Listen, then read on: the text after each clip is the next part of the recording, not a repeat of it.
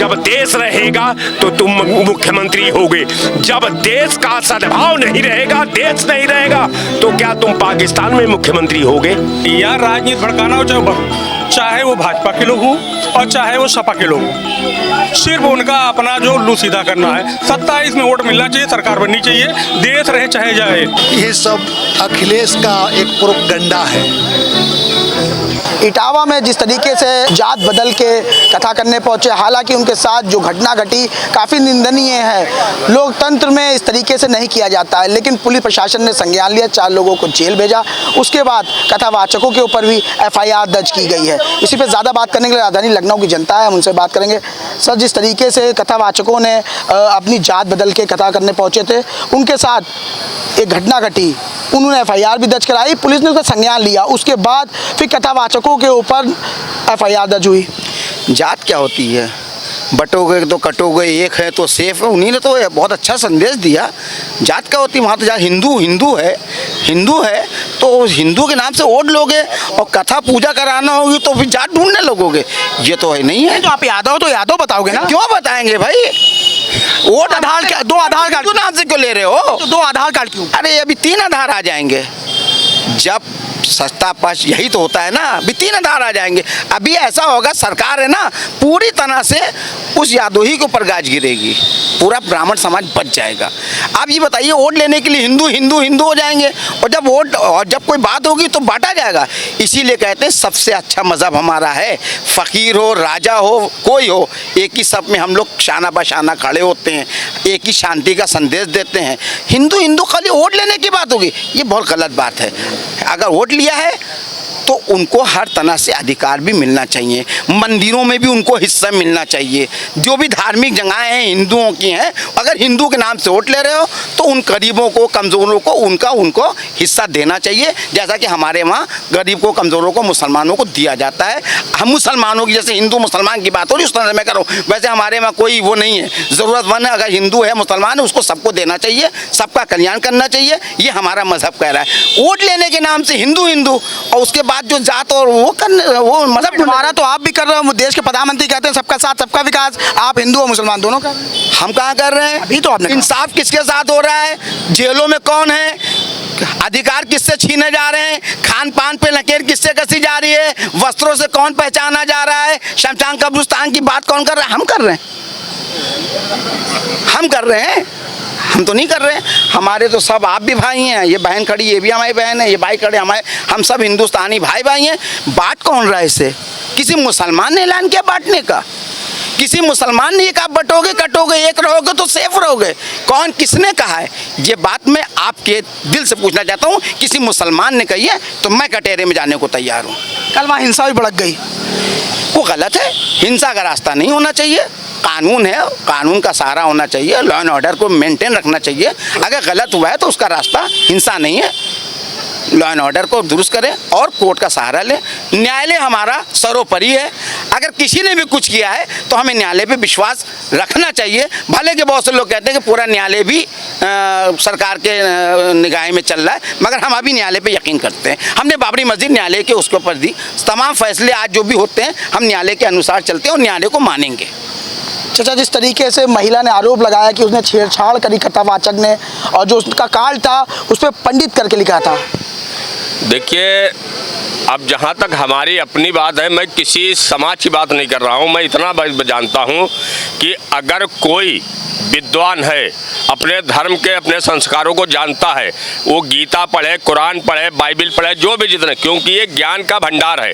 और अगर जब जिस समय उनको बुलाने गए थे कथावाचक को, उस समय समझना चाहिए था जब उनको बुक करने के लिए गए थे, और मान लिया वहाँ पर कोई घटना घटी तो जिन लोगों ने कथावाचक के साथ में इस तरीके का व्यवहार किया कि चुटिया काट ली गई, मुंडा बना दिया गया, उसके बाद एक महिला का यूरिन उस पर फेंका गया, उन लोगों के खिलाफ सख्त से सख्त कार्रवाई होनी चाहिए। जो लोग किसी समाज को, किसी एक जात को टारगेट कर रहे हैं, मैं उससे कतई सहमत नहीं हूं। और जो ये घटना वहां हुई है, उस घटना की मैं कड़े शब्दों में निंदा करता हूं। देखिए, धर्म का कार्य करने के लिए किसी से कोई सर्टिफिकेट की जरूरत नहीं है। जो बुद्धिमान है, ज्ञानदाता है, वो किसी भी समाज का हो, वो अपने उसके पास अधिकार है। तो हम यादव हैं तो हम सीधे बताएंगे ना, हम फलाने यादव, हम फलाने ब्राह्मण, फलाने खान, फलाने अहमद, फलाने गुप्ता, अपना जो धाम है, जो जात है वो अब बताएंगे। आप सुनिए, अब अगर आप खान की बात कर रहे हैं तो आज हिंदुस्तान के अंदर जितने ओबीसी में मुस्लिम हैं, वो जब अपना शहर छोड़ के दूसरी जगह जाते हैं तो सीधे लिखते हैं शेख सैयद मुगल पठान, इसके नीचे उनका कुछ नहीं लिखा होगा। लेकिन जो लोग जानते हैं वो उनको जानते हैं। लेकिन मैं इतना जानता हूँ कि वो कथावाचक काबिल आदमी थे, उनको धर्म का ज्ञान था, तभी वो कथा करने के लिए जाते थे। कोई ये पहली बार नहीं गए थे भाई, उनका संस्कारों में जो है जो कथावाचक का है, ये वो पहली बार उनके यहाँ नहीं गए थे। और अगर जब आपने उनको बुक किया था उस समय, आप पहले अगर कोई भाई ब्राह्मण समाज से अगर कोई ऐसा आदमी होता, तमाम ब्राह्मण का सारे ब्राह्मण मतलब कथा का काम करते हैं, रामायण काम तमाम नहीं करते हैं और तमाम लोग वो काम करते हैं, तो वो बात अलग है। लेकिन जो वहाँ पर घटना घटी, और अच्छा वो घटना जो घटना थी वो घट गई, चलिए वो हो गया। उसके बाद में ये उत्तर प्रदेश की जो हुकूमत के संज्ञान में सारी बात आने के बाद में, अच्छा अब उत्तर प्रदेश की हुकूमत तो हमेशा बदले की भावना से काम करती है।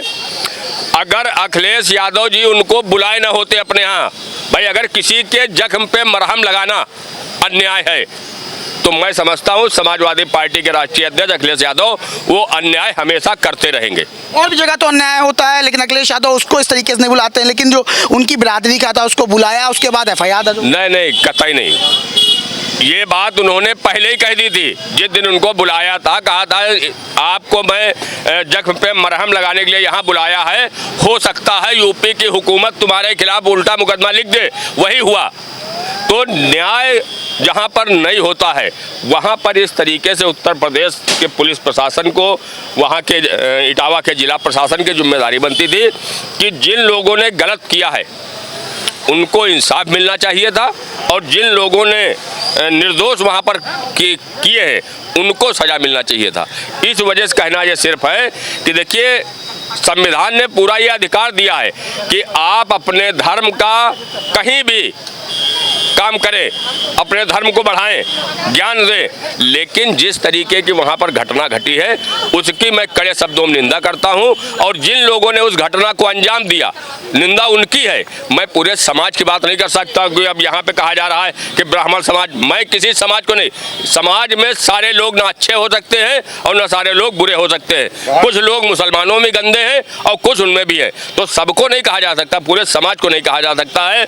जिस तरीके से आप ये कह लीजिए कोई बात आती है तो सीधे कहा जाता है हिंदुस्तान के अंदर कि मुसलमान आतंकवादी, इस तरीके नाम लेके कहा जाता है। भाई हम मानते हैं किसी ने गलत काम किया तो आप उसको टारगेट करें, उसको नाम लेके कहें। मैंने अभी क्या कहा कि जिस समाज का मैं नाम नहीं लूँगा आपके चैनल पर कि फला समाज के व्यक्ति ने ये काम किया, जिन लोगों ने ये काम घटना को अंजाम दिया उनके खिलाफ कार्रवाई होनी चाहिए। मैं पूरे समाज को कहने का मुझे कोई अधिकार नहीं, कोई राइट नहीं है, लेकिन समाज के अंदर हर इंसान को अपने धर्म का काम करने का, उसमें न कोई SC OBC अगड़ा पिछड़ा दलित अल्पसंख्यक, हर इंसान को संविधान ने अपना धर्म का काम करने का अधिकार है। अखिलेश यादव ने उनको बुलाया, मुलाकात करी, उनको सम्मानित किया, उनकी जो चीज़ें वहाँ छीन ली गई थी वो उनको अपनी तरफ से देने की बात कही, लेकिन क्या लग रहा है कि 2027 का चुनावी स्टंट तो नहीं? उसके पास 2 आधार कार्ड है, एक यादव का है और जो है अग्निहोत्री का है। अग्निहोत्री पंडित होते शायद, तो 2 आधार कार्ड उन्होंने क्यों बनाया? अगर वो अग्निहोत्री होता तो शायद अखिलेश यादव जी उसको नहीं बुलाते। मेरे कहने का मतलब ये है कि पूजा पाठ करने का सबको अधिकार है, और एक मानवता के नाते मैं किसी धर्म की बुराई नहीं कर रहा हूँ, मैं किसी धर्म की बुराई नहीं कर रहा हूँ। मैं इतना ही कह रहा हूँ कि अगर उन्होंने यादव जी थे तो बड़ी सी एक होल्डिंग लगती कि फलाने यादव ये प्रवचन करने यहाँ पे आ रहे हैं, और जिसको प्रवचन में अपने कानों से सुन करके अमृत का भोग करना हो वो लोग आए और प्रवचन को सुने, फिर वो लोग आते। होल्डिंग क्यों नहीं लगवाई गई? देखिए हर जगह कथा वाचन पे होल्डिंग लगती है हर जगह पर, और होल्डिंग क्यों नहीं लगवाई गई? एक तो ये गलत बात है, और फिर जो कथा वाचन के लिए जिसने बुलाया वो भी दोषी है। इस मामले में वो भी दोषी है जिसने कथा वाचन के लिए उनको बुलाया। अब ये क्या षड्यंत्र है इसके बारे में मुझे जानकारी नहीं है। जिनके यहाँ वो कथा करने आए थे उन्होंने कहा इन्होंने हमको बताया ही नहीं था, हम यादव हैं, और जब ये कथा करने आए हैं उसके बाद हमको पता चला हमारी कथा खंडित हो गई और इन्होंने छेड़छाड़ करी हमारे महिलाओं से। उन्होंने एक चीज़ और कहा है, सुनिए, आपने वो शायद ध्यान नहीं दिया। उन्होंने कहा है कि इसने मुझे छेड़ दिया।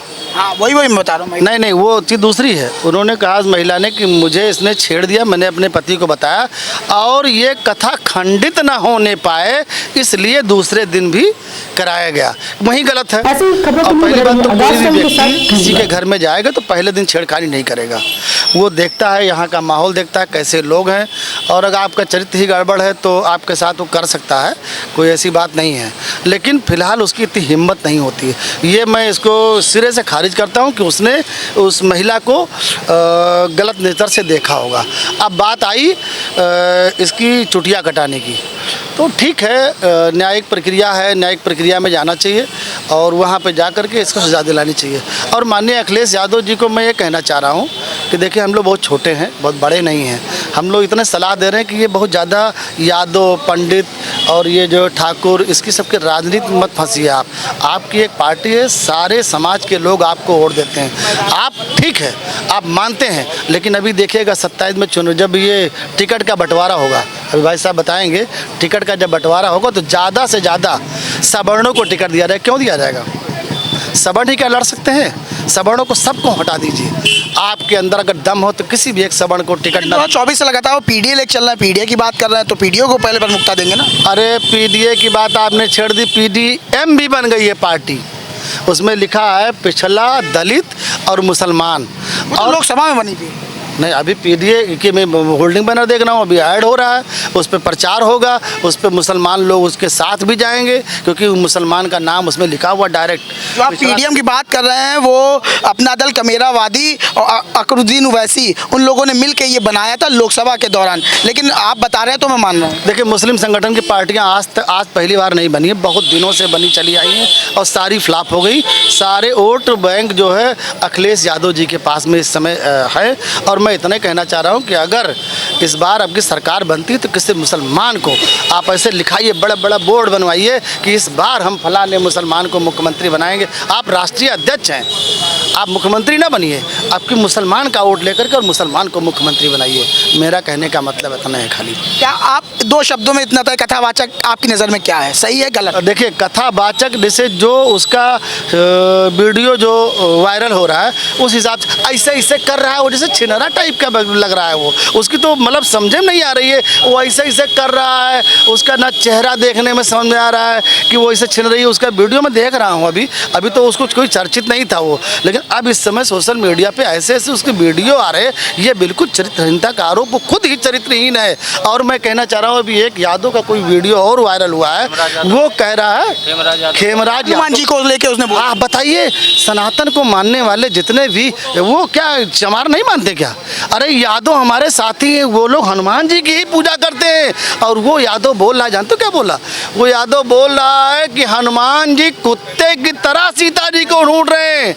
अब बताइए, जो लोग आपके यादव समाज के लोग हैं वो ये वीडियो देखेंगे और वो कहेंगे हनुमान जी जो हमारे आराध्य हैं, जिनकी मैं पूजा करता हूँ, उसको कुत्ता बोल रहा है। तो हमारे ही समाज का अगर व्यक्ति अगर इस तरह बात कर रहा है तो आपसे वोट कटेंगे।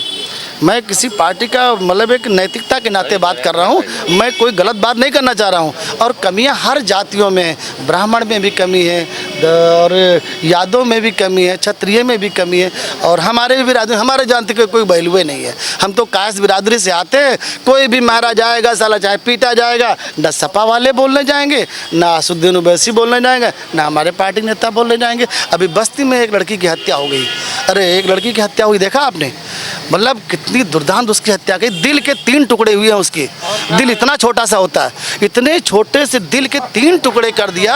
अरे इन लोगों को फांसी नहीं होनी चाहिए कि फांसी दे दीजिए, फांसी तो बहुत आसान मौत होती है, फांसी नहीं देना चाहिए। इन लोगों की दोनों आंखें निकाल, ये आँख है, दोनों निकाल दीजिए, ये कहीं देख ना पाएँ। इनका पाँव काट देना चाहिए, किसी भी जात धर्म का व्यक्ति हो, इनका पाँव काट देना चाहिए। ज़िंदगी भरे लूले लंगड़े हो करके चले। अभी अखिलेश यादव जी उस पर बोले कुछ, कास्तों का वोट लेते हैं, कास्ट क्या ऐसा नहीं है, कास्ट में उनके प्रवक्ता उनके प्रवक्ता भी कायस्थ हैं, काफ़ी संगठन में कायस्थ लोग जुड़े हैं। अखिलेश यादव जी को उस पैटर्न पर भी बोलना चाहिए ना, क्यों नहीं बोलते? कल यादव को लेके चलेंगे आप, ये बिल्कुल गलत बात है।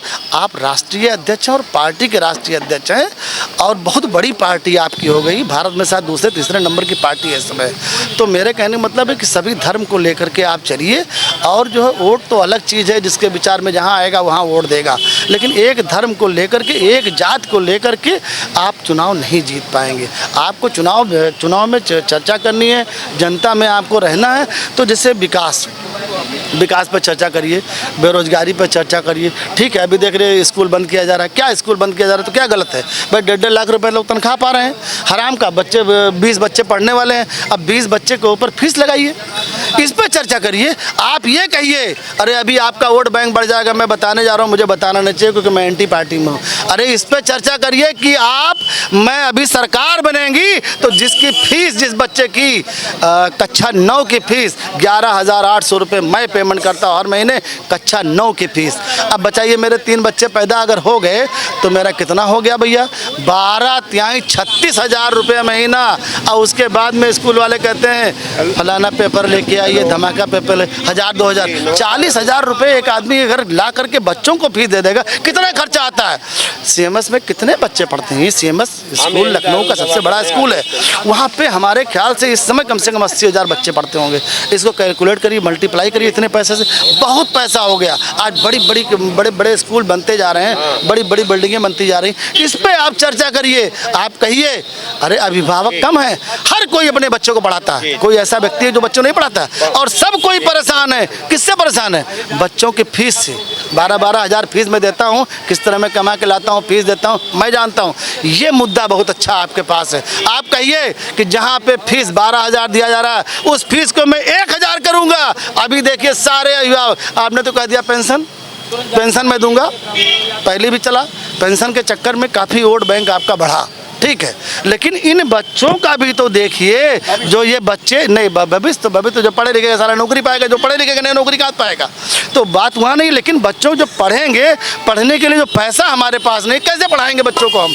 तो ये फीस जो 12-12 हज़ार है, इस फीस को आप बताइए कि मैं 1,000 करूँगा। अभी देखिए सारे अभिभावक आपके पक्ष में आ जाएंगे कि हो सकता है, मान लिया अखिलेश जी कह रहे हैं तो हो सकता है सही हो जाए, मैं ही वोट दे दूंगा, मैं भी वोट दे दूंगा अखिलेश जी को अगर ऐसी बात आएगी कि अगर वो 12,000 की फीस अगर 1,000 करने की बात करते। हाँ, माननीय मुलायम सिंह यादव जी थे, एक बार की बात है, शायद सरकार किसकी थी मुझे याद नहीं आ रहा, 8 रुपये उसका किया गया था हॉस्पिटल के। भाई साहब, हॉस्पिटल की फीस जो है, जो पर्चा कटता 1 रुपये से 8 रुपये हुआ था। मैं माननीय मुलायम सिंह यादव को धन्यवाद देता हूं कि वो 8 रुपये की पर्चे की फीस आज तक बढ़ाई नहीं गई। वो उन्होंने जनहित में काम किया। जनहित में काम करिए, अभी जनता इतनी खुश आपसे हो जाएगी। ये जनता, अखिलेश यादव जी सुनेंगे नहीं आपकी वोट, इसको आप सुनाइए कि अगर वोट बैंक बढ़ाना है तो इन सब चीज़ों पर विचार करिए और ये जातियों में बांटिए। अभी तक हिंदू से मुसलमान लड़ रहा था, अभी हमारा दुश्मन कौन था? हम तो समाज में निकल के आते हैं, सबके घर में खाते हैं। ये चच्चा हमारे बगल में खड़े हैं, ये चच्चा बगल में खड़े हैं, इनके घर में कोई प्रोग्राम होता है, मैं जाता हूँ, खाता हूँ। लेकिन जहाँ राजनीति की बात आती है तहाँ ये लगता है कि मुसलमान ही आतंकवादी है, लेकिन मुसलमान आतंकवादी नहीं है। मुसलमान बहुत ईमानदार कौम है और ये पीठ दिखाने वाली कौम नहीं है। भारत के लिए, अभी भारत देश की जब बात आई, पाकिस्तान से लड़ने के लिए भारत देश का मुसलमान, यही चच्चा बोल लेते हैं हमारे बगल में खड़े, कह रहे थे हवाई जहाज़ के ऊपर मुझे बांध दीजिए। इन्होंने मुझे बताया हवाई जहाज़ में मुझे बांध दीजिए, वहाँ उतार दीजिए, मैं बम मार के चलाऊँगा। ऐसे ऐसे लोग हैं। तो कोई धर्म में हमारे यहाँ कोई भी, हिंदुस्तान में कोई ऐसा व्यक्ति नहीं है कि जो हिंदुस्तान का बुराई करे। सब लोग हमारे फेवर में हैं और हमारे साथ में हैं, सब लोग मिल के रहते हैं यहाँ पर। हिंदू मुसलमान के लड़ाई कराने से आपको फ़ायदा नहीं मिलेगा। लेकिन अभी तक हिंदू मुसलमान लड़ रहा था, अब तो हिंदू लड़ रहा है। हिंदू में यादव लड़ रहा है, यादव से ब्राह्मण लड़ रहा है। अरे देखिए कैसी घटना आप करा रहे हैं। इन सब घटनाओं का जिम्मेदार कौन है? और न्यायिक प्रक्रिया तो बदल गई है, देखिए आप सुधार नहीं सकते। और कोई भी व्यक्ति कोई भी क्राइम को कंट्रोल अब नहीं कर सकता है, क्योंकि न्यायपालिका इतनी बिगड़ चुकी है। न्यायपालिका के ऊपर अभी करने पे दिक्कत आती है, ज़्यादा भी टिप्पणी कर दो तो कहिए ये कौन है न्यायपालिका के ऊपर बोल रहा है। 7 साल के अंदर जो धाराएँ हैं कि 7 साल के अंदर अगर आपका जो है कोई भी दोष अगर आपका सिद्ध होता है तो उसके अंदर आप पुलिस पकड़ के बंद नहीं कर सकती है। छोटी मोटी घटनाओं में पुलिस पकड़ के बंद ही नहीं कर पा रही है, सब मौत से घूम रहे हैं, तो क्राइम कहाँ से कंट्रोल होगा? अब 7 साल अगर आपको बंद होना है तो 7 साल से ऊपर बड़ी वाली घटना आप करिए, तब आप बंद हो पाएंगे। तो हमारे कहने का मतलब इन सब पे चीज़ों पे कंट्रोल होना चाहिए और इस पर बड़े बड़े नेताओं को सोचना चाहिए कि छोटी मोटी घटनाओं में, पहले अभी लॉकअप देखिए, पुलिस का लॉकअप देख के आइए, कहीं भी किसी जिले में लॉकअप में खाली एक कमरा बनाया गया है और कमरे में वो लगा हुआ है लोहे का, मतलब गेट, लोहे का गेट, क्योंकि अंदर जो बंद किया जाता है ना तो उसके अंदर सांस लेने की जगह रहती है, तो दरवाजा नहीं लगाता है, तो वो खलिए पड़ा है सबका।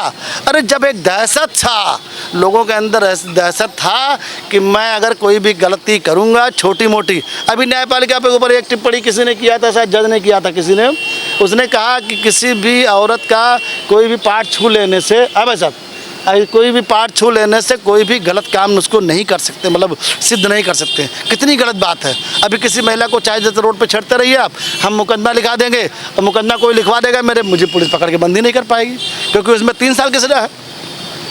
तो जब हम गलत करेंगे मुझे पुलिस पकड़ के बंद नहीं कर सकती, जिसको हम डरते हैं, हम किससे डरते हैं? ना अपने बाप से डरते, ना अपने भाई से डरते, खाली एक किससे डरते हैं? पुलिस से डरते हैं। इस समय अगर समाज कोई डरता है तो खाली पुलिस से डरता है। और पुलिस क्या करे? पुलिस किसी को बंद नहीं कर सकती है क्योंकि 7 साल के नीचे, हाँ पुलिस को भी फर्जी बनाना पड़ता है। किसी को अगर बंद करना है तो उसको धारा ऐसी से लगानी पड़ेगी कि 7 साल के ऊपर की धारा लगे, तब उसको पुलिस बंद कर सकती है, बंद नहीं कर सकती। क्राइम कंट्रोल नहीं हो सकता है। भारत देश हमारा बिगड़ चुका है और अभी ये सब बहुत ज़्यादा बोलने वाली बात नहीं है। बहुत ज़्यादा राशन फ्री में बांट रहे हैं। क्यों बांट रहे हैं फ्री में राशन? राशन पर तो तत्काल लगाम लगाना चाहिए। राशन बिल्कुल बंद कर देना चाहिए। राशन आप फ्री में बांट रहे हैं वोट बैंक के लिए। कांग्रेस ने शुरू किया था, जब शुरू किया था वो चीज़ खत्म करिए। दादा कहीं ना सरसों ला दो तो वही चीज़ चलेगी, ज़िंदगी भर वही चलेगी। राशन को आप बंद कर दीजिए। राशन बंद करने के बाद में वोट दीजिए आप। और राशन फ्री में बांटोगे तो फ्री में सब लोग खाई हैं, और फ्री में खाई हैं तो फ्री में करी हैं। जब जे काम करी मेहनत से कमाई तो तेका मालूम पड़ी, पैसा का कीमत तब मालूम पड़ी। पैसा कीमत किसी को मालूम नहीं है। और गरीबी हमारे यहाँ से बिल्कुल ख़त्म हो चुकी है। जिनके पास एक साइकिल नहीं थी उनके पास एक मोटरसाइकिल नहीं, एक घर में 2-2 4 पहिया गाड़ियाँ खड़ी हैं। ये देखिए जाम लगा हुआ है खटाखट, देखिए पीछे कैमरा घुमाइए ना, पूरा जाम लगा हुआ है। गरीबी है यहाँ पर। राशन आप किसको बांट रहे हैं? जिसको आप राशन बांट रहे हैं उनके घर में एसी लगा हुआ है, कूलर लगा है, 4 ठो गाड़ी बांट रही। सर्वे कराइए और सर्वे कराने के बाद में आरक्षण भी खत्म करिए और आरक्षण दीजिए। मैं नहीं कर रहा हूँ, लेकिन जो गरीब हो उसको आरक्षण दीजिए। वो गरीब मुसलमान में भी हैं, हिंदू में भी हैं, और जितनी भी जातियां हैं, कितनी 7,000 कुछ जातियां हैं भारत देश में, 7,500 कुछ जातियां हैं। इनमें आप सर्वे कराइए, जो लोग गरीब हों उनको राशन दीजिए। सबको राशन का मैंने तो आज तक लिया ही नहीं, कोई भी सरकारी योजना का लाभ लिया नहीं। डर लगता है कि कोई सरकारी योजना का लाभ ले ले और 1 2 पहिया मोटरसाइकिल से चल रहे हैं और अगर कहीं जांच होगा तो फंस जाएंगे। तो इसलिए ऐसे मैं बता रहा हूँ मेरे पिता, मैं आप इधर आइए ना, इधर आइए, बोलिए ना, कुछ तो करिए। फिर आएंगे आपसे फिर समझ लेंगे। जाति है कि जाति नहीं है। आप देख रहे होंगे टाउन से हिंसा भड़की और उसके बाद लॉ एंड ऑर्डर बिगड़ा। हालांकि पुलिस प्रशासन ने लॉ एंड ऑर्डर काबू में किया, लेकिन पुलिस की गाड़ियां भी टूट गईं। लेकिन अब ये आपस में विवाद चल रहा है। देखिए, विवाद कुछ नहीं, विवाद बनाया जा रहा है। चूंकि एक फैशन चल गया है, थोड़ा सा भी कोई बात हो जाए तो ये हो जाता है कि हम उसको अपने पक्ष में जोड़ने का प्रयास करते हैं। अब रह गया सवाल कि भाई ठीक है, यादव का मामला है, यादव का ब्राह्मण का मामला है, यादव कथा कहने गया था। भाई जानने वाला तो ये जानता ही है कि भाई कथा करने वाला कौन था, कथा किसके यहाँ कही जा रही थी, ये भी क्लियर है।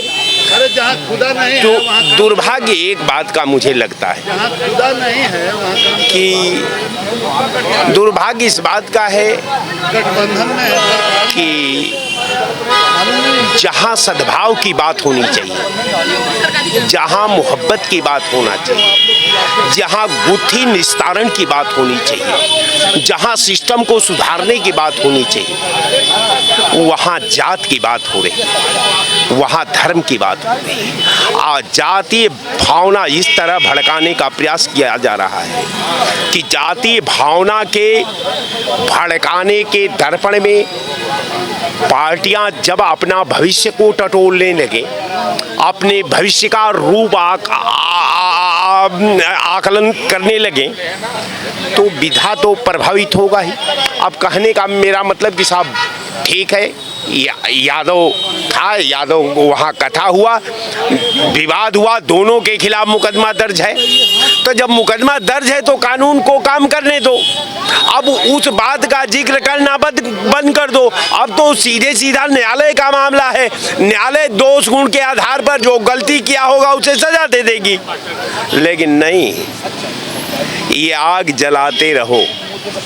अगर आग यूं ही सुलगती रहेगी, न मंजिल रहेगी न बस्ती रहेगी, कुछ नहीं बचेगा देश के पास। राजनीति हर जगह नहीं की जाती, राजनीति का एक निर्धारित क्षेत्र होता है, एक निर्धारित सिस्टम होता है, एक निर्धारित आकार होता है, और उस आकार में भारत अपने तीनों कालखंड का भविष्य निर्धारण करता है। तो हम समझते हैं कि आप भारत को अछूत रहने दो। जात का मामला है, वहाँ जात का भी मामला नहीं है, वहाँ नापाक मामला है, वहाँ जो है सामाजिक कोई व्यवस्था के संरचना की मामला नहीं है, वहाँ सामाजिक दुर्व्यवस्था का मामला है, वहाँ सामाजिक व्यवस्था के विपरीत का मामला है। तो उसे विपरीत सिस्टम में शरण जाने दो।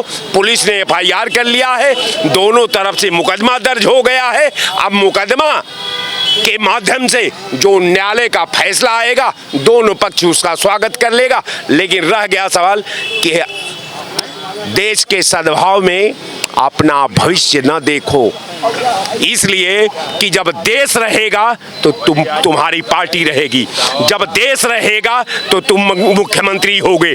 जब देश का सद्भाव नहीं रहेगा, देश नहीं रहेगा, तो क्या तुम पाकिस्तान में मुख्यमंत्री होगे, इंग्लैंड में मुख्यमंत्री होंगे, चाइना में मुख्यमंत्री होंगे? अगर भारत में मुख्यमंत्री होना है तो भारत की व्यवस्था को अछूत रखो, संविधान को अछूत रखो, सद्भाव को कायम रहने दो। भावनाओं से मत खेलो, राजनीति को राजनीति की तरह होने दो। जय हिंद। और लोग भी हम उनसे बात करेंगे। भैया, जिस तरीके से मामला आपने देखा होगा, किसी से छुपा नहीं, लेकिन उस कथावाचक के परिवार का बयान सामने आया कि हम 15-20 साल से इस गांव में रह रहे हैं। ऐसे उसकी बेटी का बयान था कि हमारे पिताजी ऐसे घर घर जाके कथा सुनाने काम करते, जो आमंत्रित करता, जो बुलाता था। लेकिन जिनके यहाँ कथा करने गए तो उनका कहना हम जानते ही नहीं थे ये इस तरीके के हैं, और अपना जात छुपा के इस तरीके से कानून हाथ में लेना, कोई भी हो, पंडित जी हो, यादव जी हो, कोई भी हो, वो गलत है।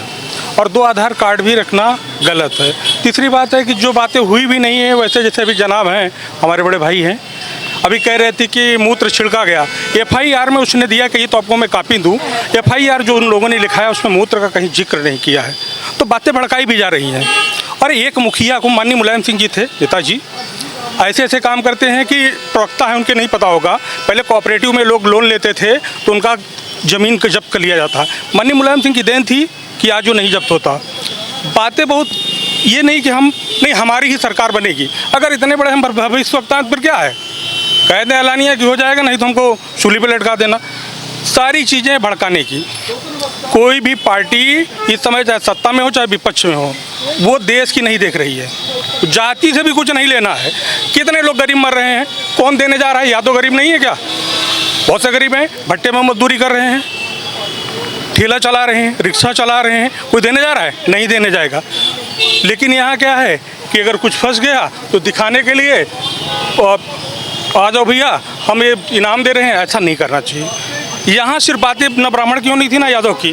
विपक्ष में आप थे, आपको कहना था कि शासन वहाँ गलत किया, सरकार गलत की, ब्राह्मणवादी लोग नहीं कहना था। सही बात है। एक जात को टारगेट नहीं करना था। नहीं, वो टारगेट, देखिए वो टारगेट करना, वो भी एक पार्टी के मतलब राष्ट्रीय अध्यक्ष, ये गलत है, ये गलत है। और शासन वही जो है अब कौन है भी तो नहीं हमको नहीं मालूम, आपको शायद मालूम हो भाई, शायद आपको मालूम हो। और वही चीज़ है। आज देखिए शासन बेलगाम है, ये सही है। और जहाँ बात करना, जैसे आप भाई साहब अभी कह रहे थे, अब आप गए राय साहब गए, आप भाई साहब का नाम नहीं जानता, आप कह रहे थे देश हित की बात होनी चाहिए, जात की नहीं होनी चाहिए। कितने हैं अभी, मैं कहिए तो अभी मेरे पास वीडियो है, सपा के लोग छोटी जातियों के लोग ज्यादती किए हैं, क्या उसको कोई उछाल रहा है? वो पीडीए के लोग नहीं हैं। लेकिन क्या है, यहाँ कुछ नहीं, यहाँ राजनीति भड़काना हो चाहे वो भाजपा के लोग हों और चाहे वो सपा के लोग हों, सिर्फ उनका अपना जो उल्लू सीधा करना है। 27 में वोट मिलना चाहिए, सरकार बननी चाहिए, देश रहे चाहे जाए। सच्चाई और एक भी है कि अभी यहाँ हिंदुस्तान में यदि मुसलमान नहीं होते तो ब्राह्मण ही मुसलमान होता। ये सच्चाई मैं आपको बता रहा हूँ। ये तो अच्छा है कि ये रुक गए और ब्राह्मणों को थोड़ा मतलब वो मिल रहा है, नहीं ब्राह्मण तो ऐसे भगाए जाते हैं कि ज़्यादा मार के काटपीट होती है। ब्राह्मण तो पूजनीय समाज होता है। देखिए पूजनीय समाज जो है समाज नहीं होता है, आप ये गलत कह रहे हैं। पूजनीय होता है जिसका कर्म अच्छा हो। और कितने आपको बता दूं, सुनिए, कितने ऐसे धर्माचार्य हैं जो कथा सुना रहे हैं, साध भाई निरंजन ज्योति जी, रितंबरा जी, बहुत सारे हैं। अभी नाम किनका आसाराम बापू जी थे, बहुत भीड़ लगती थी। डॉक्टर ब्रिजोश यादव जी हैं बरेली के, और अभी एक कल हैं इन लोगों के ही तो मैं वीडियो दिखाऊं, पंडित तो उनको पैर छूते तो लोग मना करते हैं, भाई हम यादव ब्राह्मण बोलते नहीं, आप तो पूजनीय है। यहाँ बात यादव की नहीं थी, ये तो भड़काया जा रहा है। अरे पंडितों की बात, राजनीतिक तुल नहीं देना था, राजनीतिक तुल नहीं देना था, एक गलत है। देश की देखिए ऐसे नहीं चलेगा। से बात करें, कैसे देख रहे हैं आप इटावा पूरे मामले को? तो ये इटावा में तो राजनीति कर रहे हैं, राजनीति देख रहे हैं, और कुछ उसमें थोड़ी है, उसमें राजनीति ही की गई है और राजनीति के तहत ये उछाला जा रहा है। नहीं, ये जो मामला था समाजवादी पार्टी ने ही सिर्फ जानबूझकर उछाला है, सिर्फ एक जातवाद की उन्होंने हमेशा राजनीति की है। क्या अभी वो पंडित जी की मोछें उखाड़ ली गई थी तो उसमें बैठे थे, उसमें गए थे? अभी पंडित जी के कौशाम्बी में 2 लड़के उसमें बैठे थे, उनको उला के सम्मानित किया था। तुम सर्व समाज की बात कैसे करोगे? और तुम्हारे यहाँ माता प्रसाद पांडे को बना रखे हो, धोआ खस खड़ा कर रखे हो, तुम सिर्फ चूतिया समाज को समझ रहे हो। और वो व्यक्ति की सरासर इसमें गलती है जिसने अपनी जात, आज योगी जी ने क्यों कहा कि कांवड़ यात्रा में जो होटल वाले आज के क्या करते थे, अपना नाम छिपा करके वो माँ वैष्णो ढाबा और उसके मोहम्मद अजीम, अगर वो तो इसीलिए तो उन्होंने कहा था कि भाई आप छिपाइए क्यों, आपका जो आपकी जो सरनेम, जो आपकी जाति, आप उसको जात को बताइए। और कभी भी ब्राह्मणों ने कोई ऐसा तो कभी किए नहीं, ब्राह्मण कभी रावण को पूजा नहीं किया है। रावण को आज तक ब्राह्मण ने किसी कहीं पूजा करते हुए देखा है? कृष्ण यदुवंशी थे, कृष्ण को वो सर्वोपर योगेश्वर मान करके उनकी पूजा करता है। राम क्षत्रिय थे, राम को सर्वोपर मान करके उनकी पूजा करता है। परशुराम जी थे, लेकिन परशुराम जी को सिर्फ सम्मान देता है ब्राह्मण समाज, लेकिन उनको जितना राम जी को मानता है, जितना कृष्ण जी को मानता है, उससे ज़्यादा और कौन मानेगा? अब ब्राह्मण तो हमेशा धर्म की जय हो, धर्म का नाश हो, प्राणियों में सद्भावना, विश्व का कल्याण, विश्व के कल्याण की बात कर, कभी उसने नहीं कहा कि ब्राह्मणों का कल्याण हो, एक समाज का कल्याण करने के लिए नहीं कहा। ये सिर्फ राजनीति माननीय अखिलेश यादव जी कर रहे हैं और इसका खामियाजा उनको भुगतना पड़ेगा। इटावा में कल हिंसा भड़क गई, पुलिस के ऊपर पथराव हुआ, हालांकि पुलिस ने कुछ देर में नियंत्रण किया, लेकिन गाड़ियां भी फूट गई, कई लोग चोटिल हुए। वही वो एक गगन यादव है, वो गया था, वो सोच रहा है कि अगर हम तुम 10% हो तो हम भी 11% हैं, 10% हैं, अगर हम फरसा उठा लेंगे तो क्या होगा इस देश का। लेकिन हम नहीं उठा, हम हिंसा का नहीं करना चाहते हैं, लेकिन समाज को समाज की तरह रहने दो और समाज को बांटने का काम बंद करो। और जो उसने गलती की, हाँ कुछ हम उन बच्चों की भी मानते हैं, हर समाज में कुछ उदंड टाइप के बच्चे होते हैं, उनको बर्दाश्त नहीं हुआ, क्योंकि उसने जाकर के व्यासपीठ पे बैठ करके उसने अपने पैर धुलवाए ब्राह्मण परिवार से। उसको बता देना चाहिए, उसको लिख देना चाहिए था। और उसने अग्निहोत्री उसका, और कथा कोई भी कह सकता है, कथा हम क्या आसाराम बापू के नहीं सुनते कौन? और जय गुरुदेव बाबा तो याद होते, कौन नहीं मानता है जय गुरुदेव बाबा को? सब मानते हैं। और साध्वी रितंबरा जी कौन है, उमा भारती जी कौन है, कौन नहीं उनका सम्मान करता है? कौन ब्राह्मण नहीं जाता है?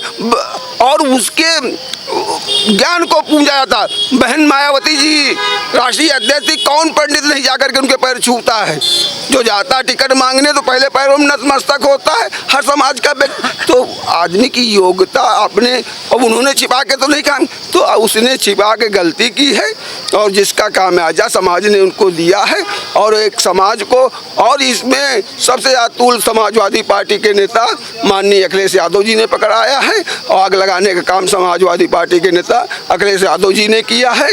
अगर उनको यही था, तुम एक मुख्यमंत्री एक बार रह चुके हो और तुम हर समाज का व्यक्ति रहता है यहाँ पे, और तुमको हर समाज की बात करनी चाहिए थी। अगर कोई बात थी, ठीक है, तुम कह रहे थे, तुम 45 मिनट की प्रेस कॉन्फ्रेंस कर रहे हो, कह रहे हो मैं उसको सांत्वना दे रहा था।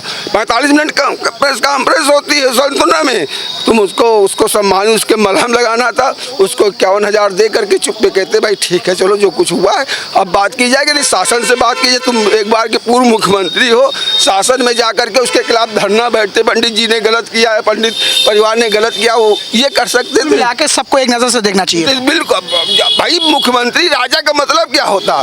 और वो वही भारतीय जनता पार्टी कह रही कि हम भारतीय जनता पार्टी में तो यही सबका साथ सबका विश्वास सबके विकास के आधार पे काम कर रही। अब तुम एक समाज को अगर गाली दोगे तो कोई समाज बैठेगा नहीं। हर समाज जागरूक है, हर समाज मुंहतोड़ जवाब देगा। कुछ कह रहे थे इटावा घटना को, क्या है इटावा में क्या हुआ है? अब नहीं आप बोल रहे थे पीछे कैमरे, क्या बोलिए? तो वहीं तो मैं पूछ रहा हूँ। कथावाचक के साथ हुआ हादसा, उसके घटना हुई, मारपीट हुई, उसकी चुटिया काटी गई, अब शायद आपको नहीं मालूम है, बताइए। ये सब अखिलेश का एक प्रोपगंडा है। मुलायम सिंह जी नेता थे और ये भैया हैं, तो भैया भौजी का भड़ैती थोड़ी है जो जहाँ चाहोगे वहीं तुम प्रोपगंडा अपनाते जाओगे। इस आदमी को शर्म नहीं आती है ब्राह्मणों को गलत कहने की?